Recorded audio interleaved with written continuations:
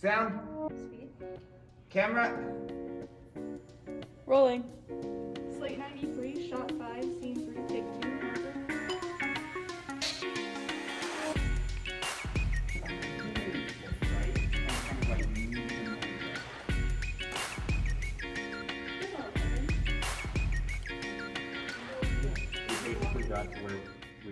I'm Gianna. I'm the dramaturg. I like Romeo and Juliet. When I did learn it was going to be filmed, I was shocked and I was super excited because I've always wanted to do a film. And the fact that we're starting and doing it together and figuring it all out is amazing, and it's brought us much closer together. So I'm Alyssa Medley and I play the nurse. Definitely nervous, really nervous. Did not know what it was going to look like. I was glad that I wasn't the tech crew because that's like a whole other process that you would have to like learn. So acting's still kind of the same. You have the priest that's now like a friar, like which I thought that was a nice play on words. But all of the adults, like the principal instead of the prince, or the nurse is still kind of the same. It's not like a midwife, but it's still like a guardian. I was a little worried that we wouldn't have that people wouldn't feel the same way that they did when the first ever Romeo and Juliet came out. But then I kind of realized that, oh, well, we're modernizing it and we're making it our own. So we want people to feel how we want them to feel, not whoever wanted them to feel back then.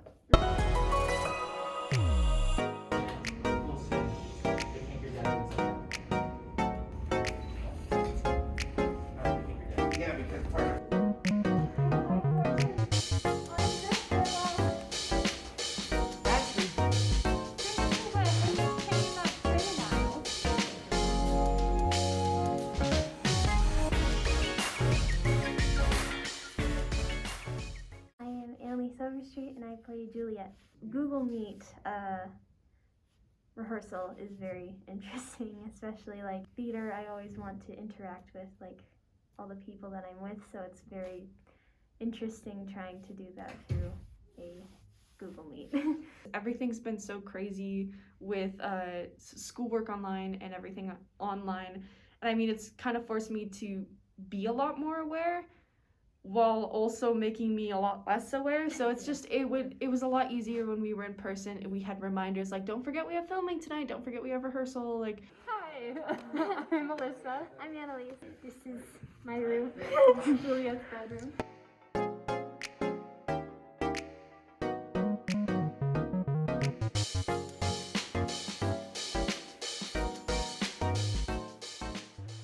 This is Juliet's desk.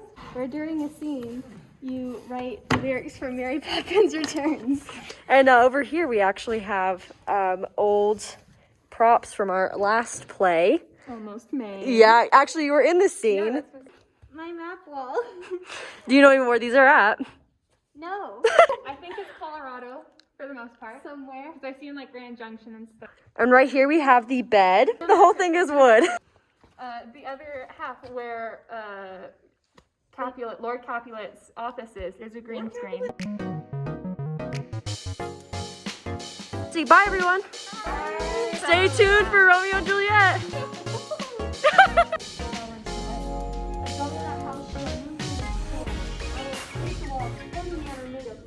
You guys are like standing really weirdly and awkwardly with each other. You should be laughing. Alright? Yeah, what is happening? Alright, good. And walk. I don't know why you're all just walking and not laughing. It's like a slow walk. Oh no. Oh no, I'm nervous. Oh no. You put us four together and you thought you were gonna make some progress. So the idea is you're going to get from here to there by the end of the scene, right? So you should not move faster than that. Okay. So a nice slow walk. Oh my god. And then I was like, no, because I got delete. No, because I just got so God. That's so crazy. Funny.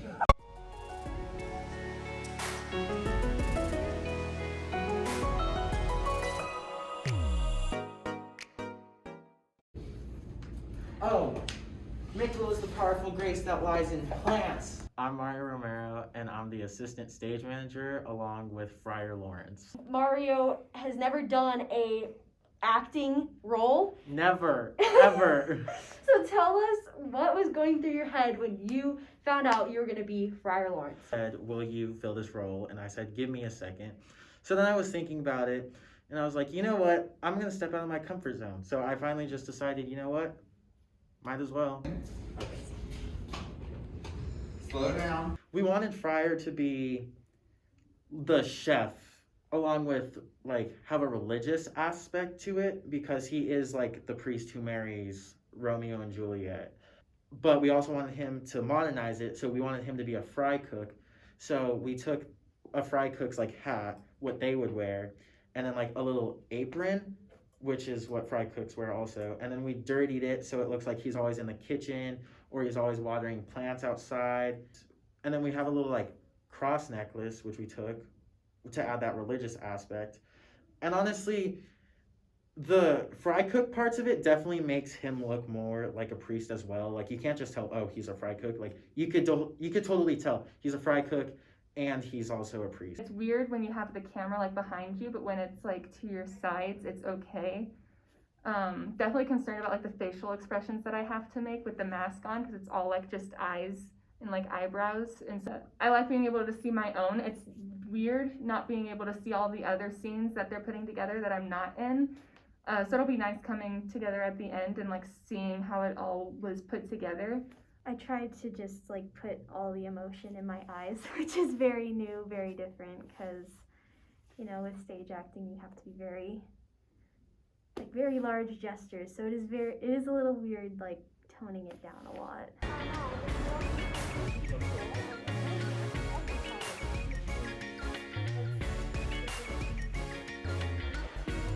Hi, I'm Karina Vanderpeel, and I am playing all of the adults. I'm playing males, females, and like I don't have like a really deep voice, so it's just like this is gonna be fun.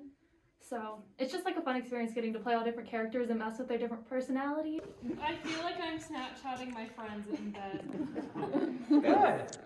That's exactly what we're going for. Faith, I can tell her age into an hour. She's not 14. Being able to try new things has been so much fun. I will say it's definitely given me hope that we can still come together. We haven't really done the bump into each other, but that's going to be a different shot, right? Yeah. So more just like kind of talking. And I finally get to do lines again. Like this is fun. When I'm not in the shot, when we're doing reaction shots of like Romeo, and I'm over here just saying my lines, and I don't have to act, but I'm still acting because, you know, that's stage presence for you. You're used to it. At some point, I have to hand him a paper, and I'm just like, do I take the paper back from him? Do I like keep it? Does he keep it? And I'm trying to like, as dramaturgy, you're supposed to focus on consistencies, especially in filming, because you have to make sure that one shot doesn't look different than the next. Make sure that like, hey, would this be a further plot driving point in the story? Would it be okay if he kept it or if I took it away? Because he has to remember where the address is, and it's all about like that. So that's going through my mind. I don't know, the projection of like your voice, you don't have to like yell in order to be heard. You don't have the like mic on your face. You just have the boom. I'm backstage. They're filming right now.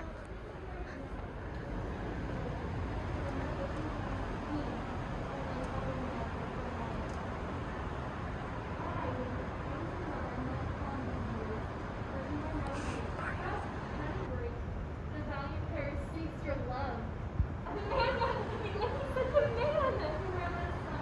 Well, I feel like being behind the camera is a little bit less stressful, because if you're on stage, you're in front of however many people, and it's like, if you mess up, you mess up. There's no like really going back. Whereas you're behind a camera, you're only behind like 5-8 people, and if you mess up, you could just cut it and then go back and redo it. Hi, I'm Christy Ziggin, and I am part of tech crew for Romeo and Juliet. Well, we had some Google Meets with Alex, who is our technical director. Yep, color correction, CTO filter, change. Yeah. So Alex came in fully loaded with lights, cameras, boom mics, everything. And he's also helping us edit it. He's helped us direct the scenes, cut how we want the scenes, move cameras in certain ways. He's just been an all-around great guy with shots and everything. And he talked to the tech crew through like the kinds of shots that there are and the like certain things we need to be looking for and how to get good shots and communicate what we want to communicate. So we took all of that and learned how to storyboard and are just working through the script. So sometimes Farner would give us some visions of what he had or what he wanted the scene to look like. So then you take that and then you add, well, what place do you think would look good for that scene? So like for the library scene, Farner wanted it to be in the library. So we said, okay. So I sat down and I traced out what I thought the library was. So I kind of made like a map of the library. And then you draw the seats in, and then you draw where the people are and where you want your crew to be and how you want the people to move. And then you put little like paragraphs below, like, oh, we'll have Romeo move back and the camera will slowly pan to the right to Juliet. And it was just pretty much like blueprints, honestly. What has been the most exciting part about this production for you? Okay, for me, it's probably been the problem solving, having to lay out scenes and having people that would come to us with, oh, well, how are you going to get lighting from here? Or does the lighting look good? Or, oh, what about that reflection? So honestly, it's just been the problem solving because it helps me step out of my comfort zone and try things that I never thought I would try. How did you learn? Just trial and error. Farner helped me along the way, whatever I had to learn. Like today, I just learned how to use the slate machine. So he taught me how to use that. When we were filming a scene, I typically just watched the scene from behind the camera to see what the camera is picking up and see what changes we might have to make and what, and if we're doing well and if we're actually picking up what we want to pick up. Inspiration, I mean, we've looked at some scenes from other variations of Romeo and Juliet movies, but overall it's just kind of looking at the script and seeing what emotions need to be conveyed and how we want to do that and what we're capable of doing, just based on the resources that we have. Romeo, consort! What? Dost thou make us minstrels? And thou make minstrels of us? Look to hear nothing but discourse. Here's my fiddlestick. Here's that shall make you dance. Follow me close, for I will speak to them.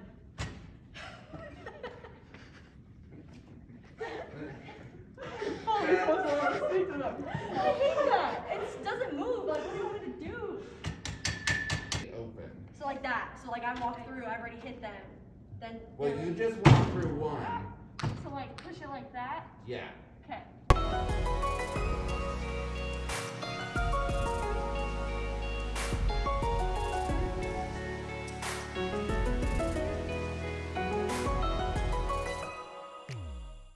Scene 15, take 2, marker.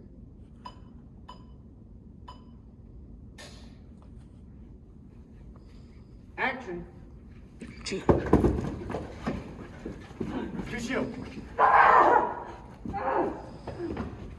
With it, right here, right, and just did the rest of this from here, and maybe a close, yeah. So a shot.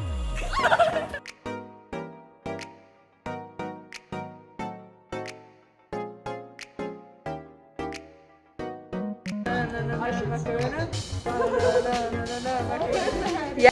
So this is the party scene where we decided to put it all on stage. This is what it looks like. From the front, we have some red lighting in the back as it's a Capulet party. There's Aiden. You barely see him, but it's gonna be fun. Look at all of us.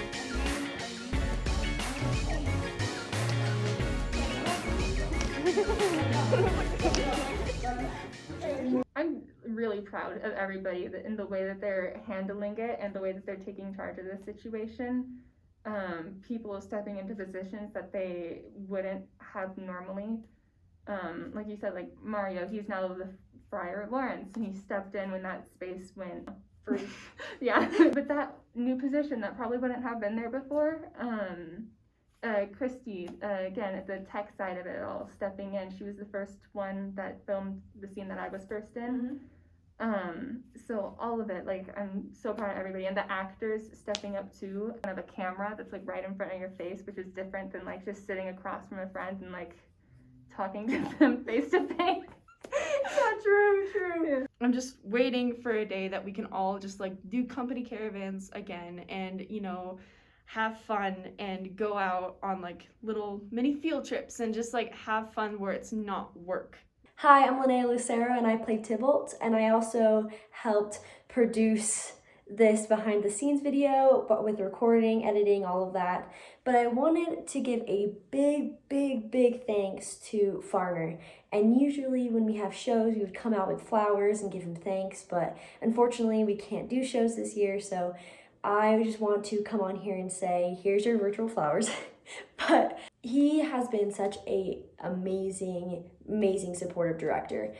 Despite cancellations, despite scheduling, all of that, he literally has been so flexible because he understands that during this time, everything is so unpredictable, people are losing motivation, and he has been there pushing us every step of the way. When we felt even a bit behind or stressed, he would come up and be like, you're totally fine, we got this. And we finished a film, we made a movie, and you guys are gonna see this soon, and I hope you guys will buy tickets because there's been so much hard work from not only the actors but also the people behind the scenes like Farner and Alex. Farner has been such an incredible help for all of us, not only making the movie but also being supportive during this time and giving a lot of us something to do, giving us a hope that we can soon go back to normal. And I just want to say that he's